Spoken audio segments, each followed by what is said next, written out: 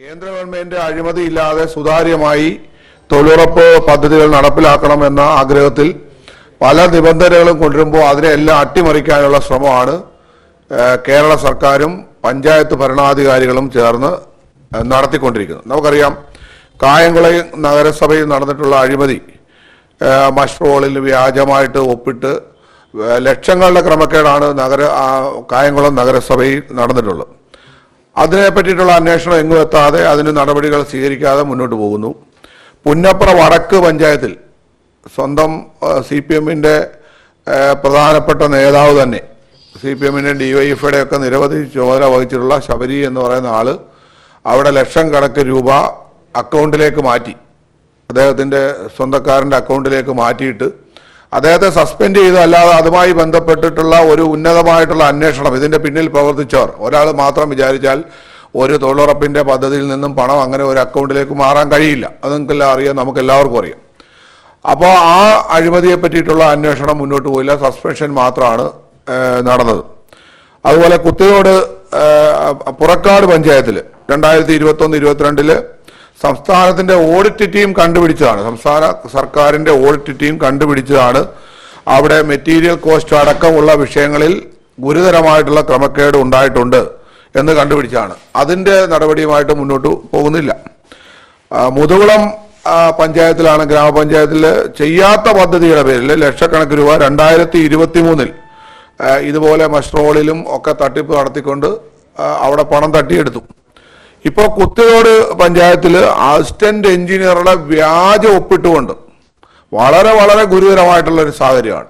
അഴിമതി ഇങ്ങനെ ഓരോ ദിവസമായും തൊഴിലുറപ്പ് മേഖലയിൽ വർദ്ധിക്കുകയാണ്. ഒരു അസിസ്റ്റന്റ് എഞ്ചിനീയർ, സർക്കാർ നിയമിച്ച ഒരു അസിസ്റ്റന്റ് എഞ്ചിനീയറെ വ്യാജ ഒപ്പിട്ട് പണം എല്ലാ പദ്ധതികളും നടപ്പിലാക്കി, എന്നിട്ട് പറയുന്ന ന്യായം 100 തൊഴിലിടങ്ങൾ നൽകാൻ വേണ്ടിയിട്ട്. അപ്പോൾ ഇത് പഞ്ചായത്ത് ഭരണസമിതിയും അതുപോലെ ഇതുമായി ബന്ധപ്പെട്ടിട്ടുള്ള ഉദ്യോഗസ്ഥന്മാരും CPM ഭരിക്കുന്ന പഞ്ചായത്തിലാണ് വ്യാപകമായിട്ട് ഈ ക്രമക്കേട് നടന്നുകൊണ്ടിരിക്കുന്നത്. അപ്പോൾ CPM-ന്റെ ലോക്കൽ സെക്രട്ടറി അടക്കമുള്ളവരും ഒക്കെ ഈ കാര്യങ്ങൾ ഇടപെട്ടുകൊണ്ട് ഇത്രയും ഭീമമായിട്ടുള്ള അഴിമതി നടക്കുന്നു. പിന്നെ അതേപ്പറ്റി അന്വേഷണം നടക്കുന്നില്ല. അരൂർ പഞ്ചായത്തിലാണെങ്കിൽ ഇതിനെല്ലാം വ്യക്തമായ തെളിവുകളുണ്ട്.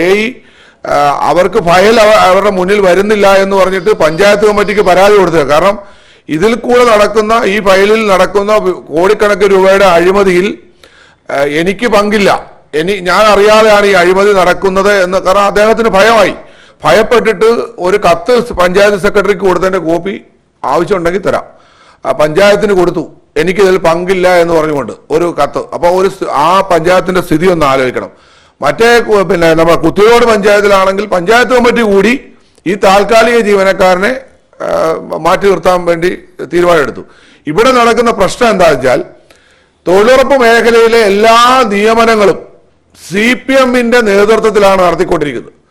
CPM-ന്റെ ജില്ലാ നേതൃത്വം ഉൾപ്പെടെ അറിഞ്ഞുകൊണ്ടാണ് ഈ തൊഴിലുറപ്പ് മേഖലയിലെ നിയമനങ്ങളെല്ലാം നടക്കുന്നത്. ശമ്പളം കൊടുക്കുന്നത് കേന്ദ്ര ഗവൺമെന്റ്, തൊഴിലുറപ്പിന്റെ കൂലി കൊടുക്കുന്നത് കേന്ദ്ര ഗവൺമെന്റ്, നിയമനം നടത്തുന്നത് CPM ഭരിക്കുന്ന പഞ്ചായത്തുകളിലും കോൺഗ്രസ് ഭരിക്കുന്ന പഞ്ചായത്തിലും അവരാണ് നിയമനം നടത്തുന്നത്.